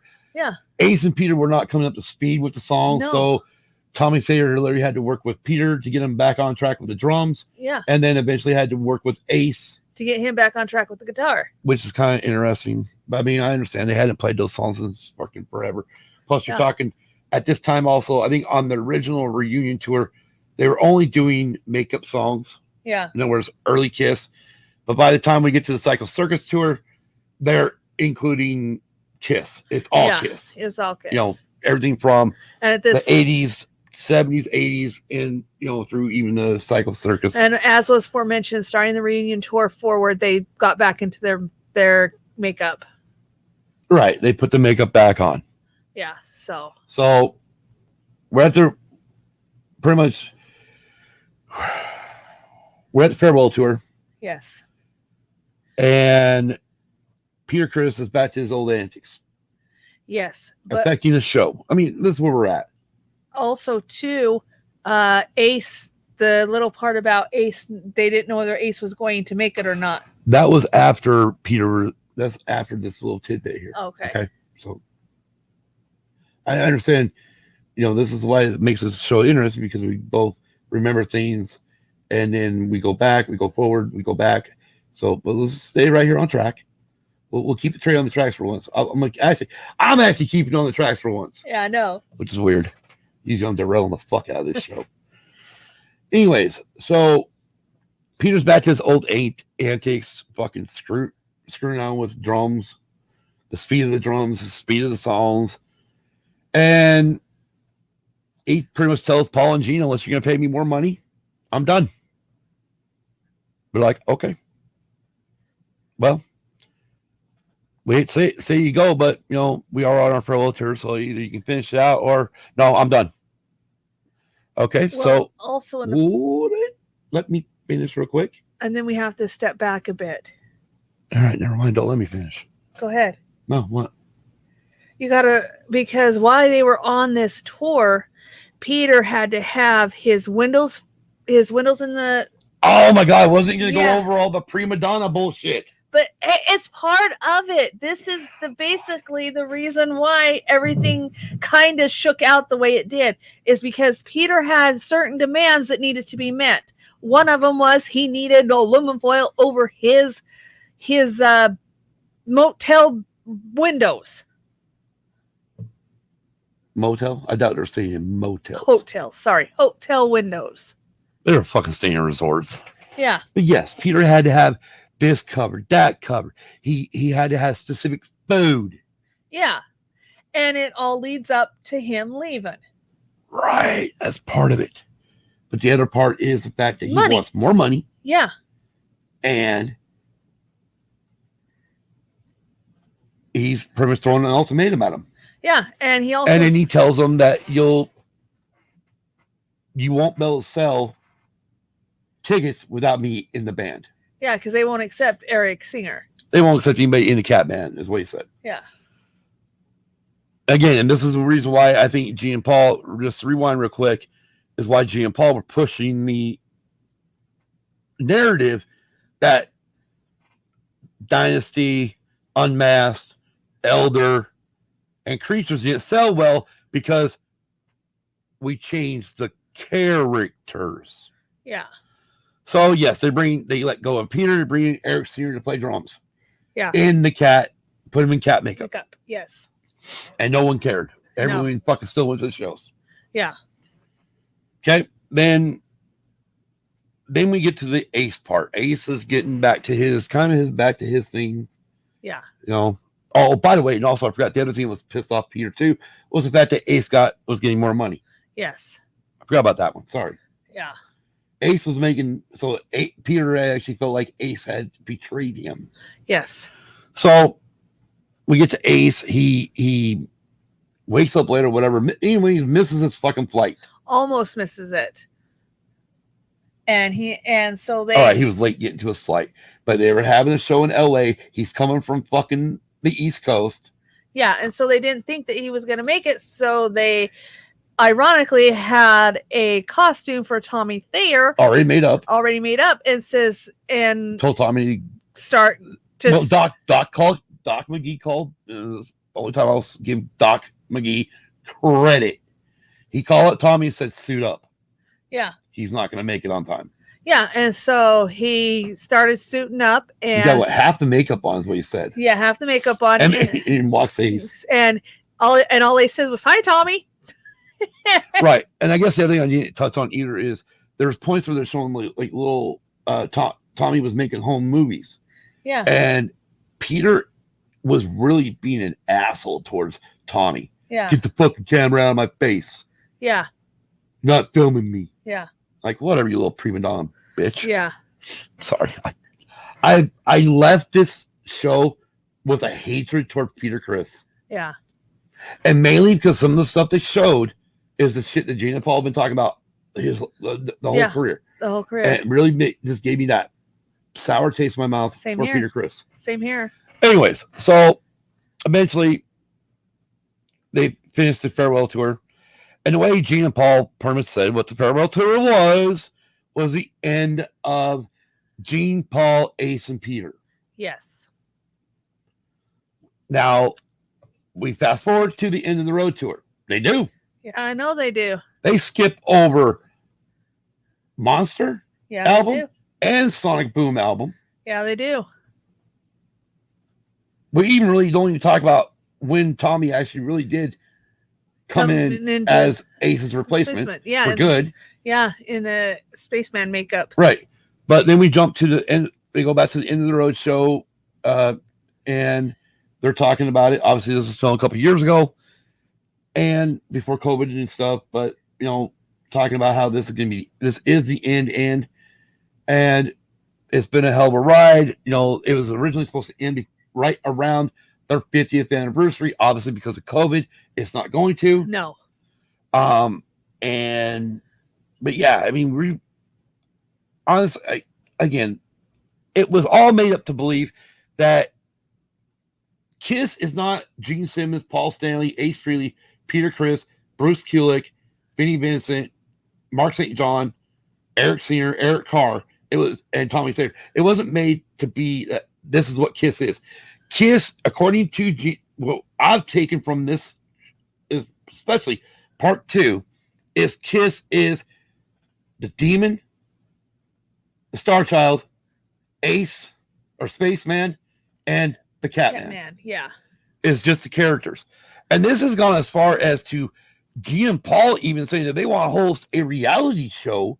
I mean, they said this a few years ago before they started this end of the road tour. But they want to host a reality show where they find people to replace them. Yeah. And then that will now become Kiss, and then that will continue on. Yeah. And I'm like, really? Yeah. The only time I've ever really even thought about something like this even happening, or you really heard about something like this, is one group, a country group, who started off as a gospel singing group. Uh-huh. And that was the Oak Ridge Boys. Oh, yeah. They're the one, they had multiple different members. Yeah, and as they died off on time or whatever, they replaced them and eventually got to the ones that became popular in the 80s when they got away from the gospel music and went straight to regular music. Yep, exactly. But anyways, that's the only thing I can think about that. But I mean, I don't know if would Kiss fans really buy a band without Gene and Paul in it? I don't know. It's hard to say. Well, I mean, let me ask you this much, Kim, because there's been this big fucking deal about holograms all of a sudden. Yeah. we've had the Ronnie James Dio or Dio's holograms shows. I think they did a Whitney Houston hologram show now.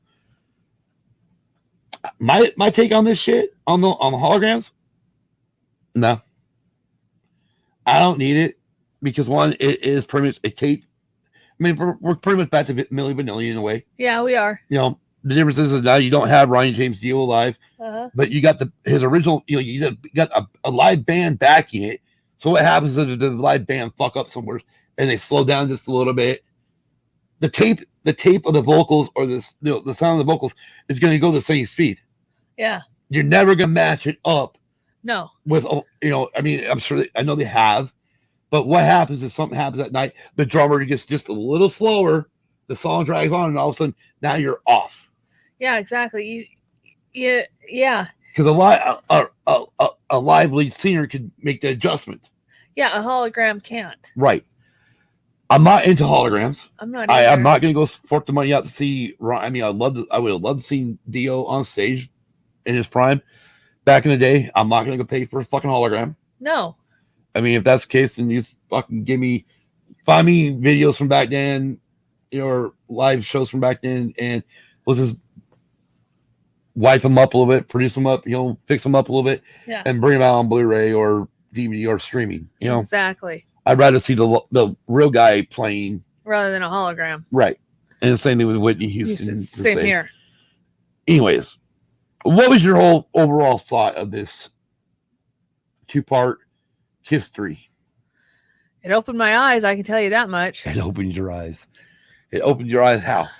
Well, there was a lot of things I didn't know about Kiss. Like I said, I only knew of them. You asked me a while back what I would, if you gave me the word Kiss, what I would think about. The first thing that came to mind was, you thought of the characters. Demon, Spaceman, Catman, and Star Child. Right.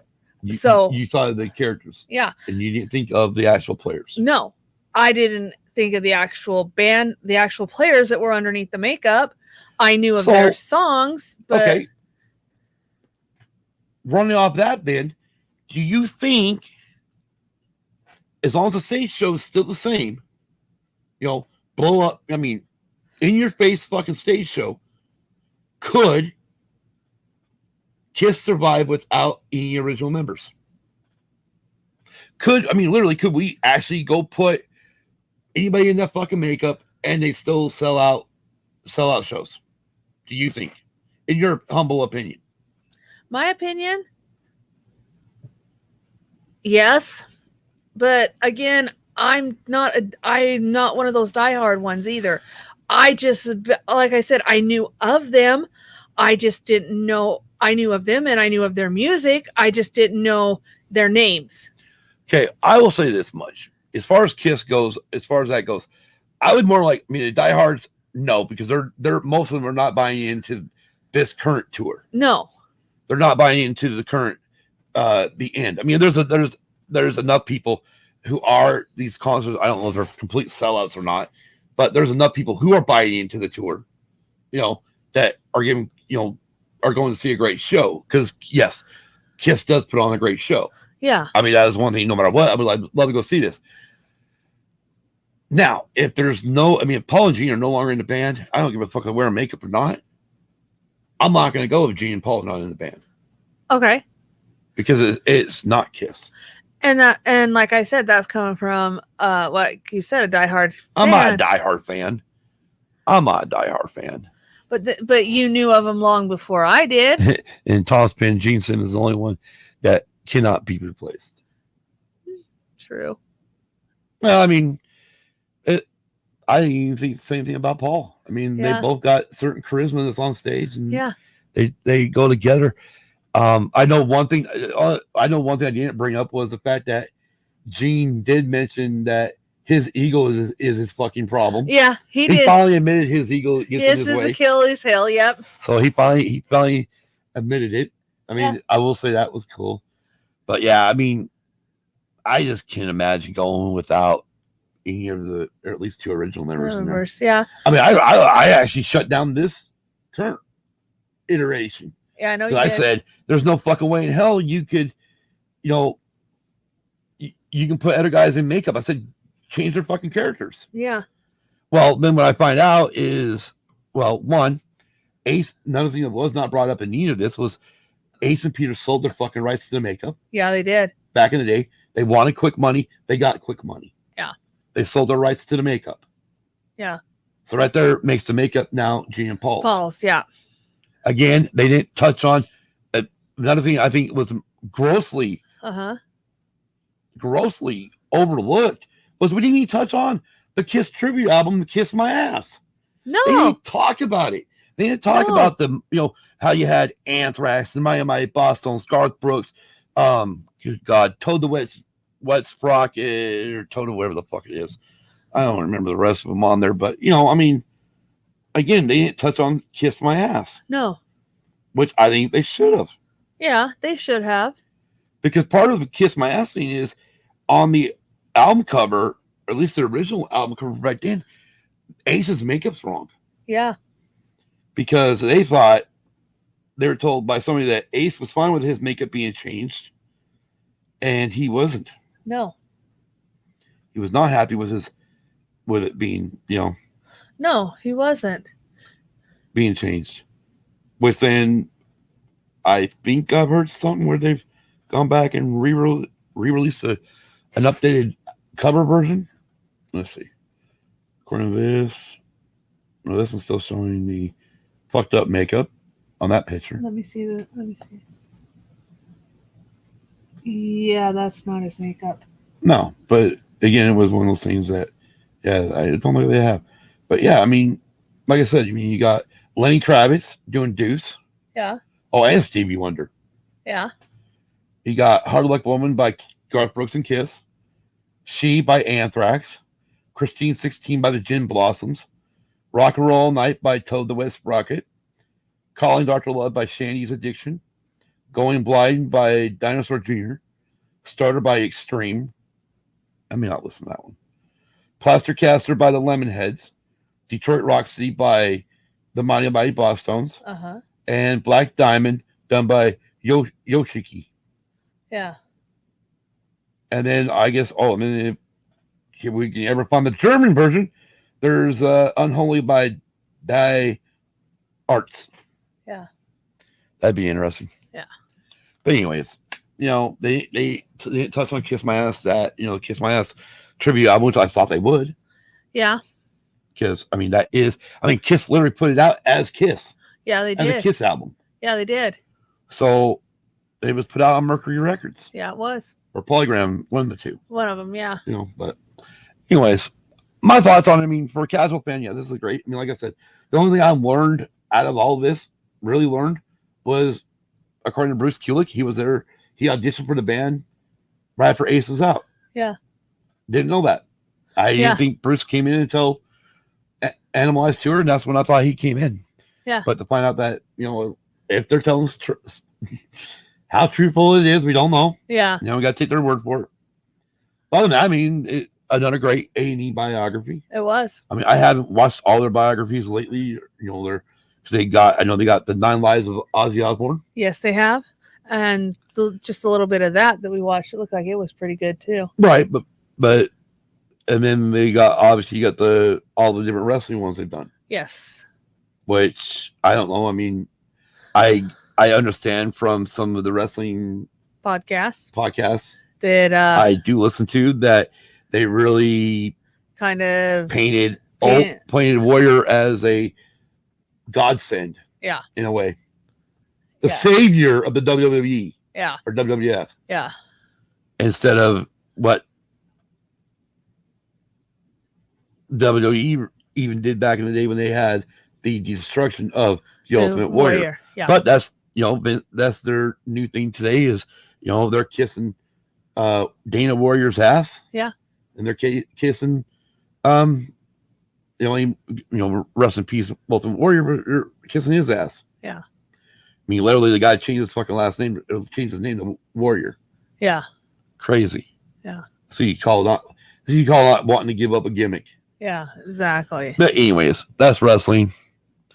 So I thought it was really good. It's definitely probably not the greatest thing for a diehard fan because most of the stories you already know, most of the shit you already know. Uh-huh. I mean, you're really not going to see anything you haven't seen except for they said there was an unreleased video of the song I from The Elder.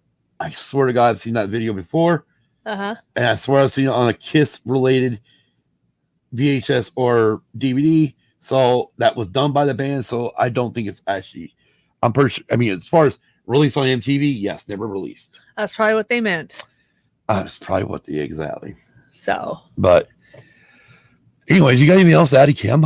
I mean, I say if you like Kiss, or even if you don't, you want to learn a little bit about the band, go check it out. Yeah. But you got anything else to add? No. Well, as we said, next week, our morning podcast. Yes. Because NASCAR's off for 2 weeks and F1 is off for a week. Yeah. They won't be back until the week after. So we got really nothing to talk about racing wise. So we're going to do an episode on PJ1 Traction Compound. Which NASCAR found out via New Hampshire that they really don't need it. Okay, well, we'll say that for the PJ1 episode. And we'll jump right back into the chat real quick. So next Tuesday morning will be the PJ1 Traction Compound episode. So we ought to really get a great, a nice comment from nice to rant or not to rant. That's right. By Kim. And yes, Tom, we definitely need to do a BYU episode. And that'd be awesome. Matt is also very interested. Cool. Yeah. Oh, the hatred for BYU. I just, yeah. See, she's already trembling. You guys sure you want to be a part of it? You may not get a word in. Nah, we know how to shut her up now. We'll just mention penises.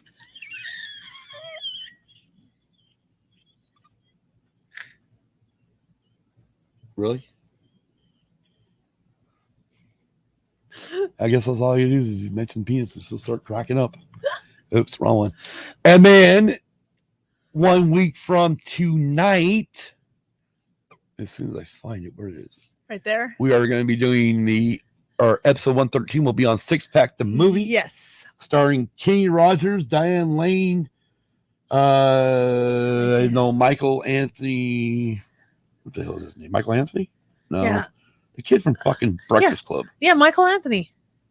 Is it Michael Anthony? Yeah, it's just Michael Anthony. Okay. Also the gal that played in Buck Rogers. I know she's in there too. Yeah. Oh my god. We got a type movie. Yeah, because otherwise you're gonna get physically fit six packs. Yeah, right. Now they showed it with a chick with a big old tit. Never mind. I almost went there. I know you did. About fucked that all up. Yeah, Kenny Rogers, Diane Lane, Aaron Gray. That's what I was thinking of from Buck Rogers fame. Anthony Michael Hall, Terry Kaiser, Barry Corbin, and at least Robbie Still are the ones they mentioned there. It was a 1982 movie. Yes. It is very interesting. It boils around dirt track racing, but eventually hits the NASCAR circuit. Which ought to be really interesting because it will give Kim a shot at looking at the Dan Thompson, the Bishop. Oh, Lord. You can go off? Yeah. Okay. Just want to make sure if we do a BY episode, you're going to go rant. Yeah, I'll be able to rant. Okay. Anyways, yes. So, yes, next week, this evening show we will be doing on Six Pack. It'll be really interesting for Kim because I know Atlanta Motor Speedway is in there under the original configuration that I grew up with before they changed it in 97. Okay. And now they're changing it again. Which I don't think is going to work either. Well, hey, we'll have to wait and see. Right? Right. You got anything else to add, Gracie? Nope. All right. No silver schlongs to talk about? No. Just thought I would pop that in there. Yeah, I've got a huge rant for that, says Tom. Yeah, we'll definitely have to do it. But I say until next Tuesday morning, I'm Scott. I'm Kim. This is Used and Abused. We thank everybody again for jumping in the chat. Dragon Buddy, Kelly, Tom, Hector. Did we forget anybody? Also, tune in tomorrow night to The Escape Pod. They are they're doing Back to the Future Part 3. Yes. Great Scott. I had to. I know. It's just one of those moments, But yeah, I actually like that movie. I do too. I like that movie. And I like how I know Flea was also in Part 2 from the basis from Red Hot Chili Peppers. I also like that he came back and reprised that role in 3. Mm-hmm. I really like that. But yeah, I actually do enjoy that movie. Probably because it's got something to do with it's got trains involved in it. Oh, I'm sure. And the Old West. Yeah. What can I say? Yeah. But until next week when we talk about, the good old deans of Traction Compound. Wow. I listened to that this morning. We got Well, yeah. I don't like Traction Compound. You can't. You're smiling too much. It's not working. I just don't like it. I hate it. Hey, all I can say is, thank God. Oh, thanks for coming. All I can say is, you want to see how quick attitudes change? Watch this shit. All I gotta say is, thank God for Eli Manning, Tom Coughlin, the New York Giants for beating the fucking New England Patriots twice. And look how quick that changes. Now we can mention Traction Compound. I hate. They just don't need it. They just don't need it on any of their tracks. Anyways, see how quick I knew there was that button. There's that button. I knew I could push it. That would change her fucking attitude real quick. She could be all goofy laughing, and I just bring up one little thing. Mainly the Patriots getting their ass kicked by the Giants. David Tyree.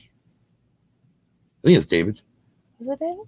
I'm pretty sure. I think his first name is David. Don't matter. Motherfucker caught the damn ball on his head. And friggin' Eli Manning wasn't sacked. Big bomb nipple gun. There we go. Everybody said penis. There we go. We got penises in the chat again. They want to hear you giggle. See? But yeah, until next week, guys. Next Tuesday morning, we will catch you later. I'll catch you guys, those of you in the chat tomorrow night on ATSW The Escape Pod live. I will be there, hopefully. Knock on wood. I don't have a knock on wood on here. But this will be Kelly tomorrow night waiting for me to show up in the chat for ATSW. Well, we're waiting.